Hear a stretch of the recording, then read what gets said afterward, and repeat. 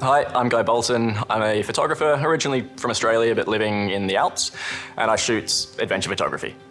One of the really fortunate things about adventure photography is it takes you to some pretty incredible locations. So I've done quite a lot of shooting in the Himalayas, done a lot of shooting in the Alps, been fortunate enough to spend a couple of months embedded in a helicopter rescue service. I've done skydiving shoots with UK Special Forces guys. So working in extreme weather as a photographer can be incredible from a visual point of view.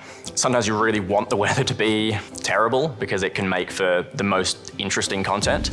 But obviously with that comes a much more challenging sort of shooting environment. Keeping some equipment dry, stopping gear from freezing, keeping batteries warm enough to keep working. So ewool's heated clothing has been a big game changer in my workflow in that I can adapt my temperature.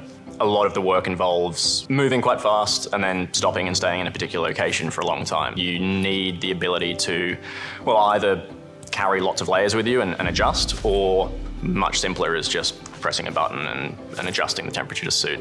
The first time I used ewool's gear, I was living in my van in the Alps in a particularly cold winter.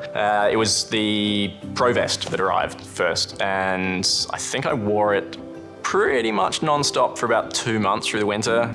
So there have been a number of times where I found myself very grateful to have ewool's heated gloves in particular. One that comes to mind was shooting on Everest, 8,000 meters at the time, minus 35 degrees Celsius. And you see this beautiful panorama, Everest just being kissed by a little bit of morning light, thinking, okay, this is a once in a lifetime sort of shot.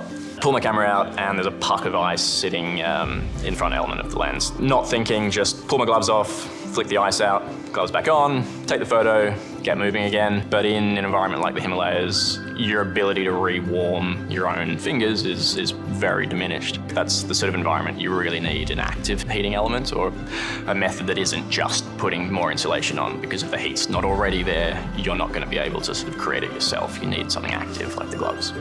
I've experimented with other heated gear, but the thing that always brings me back to ewool's gear is I know it's going to work. That there's this reliability. They're not going to have the problems I've seen with some other brands in them. Really important from a safety aspect, but peace of mind.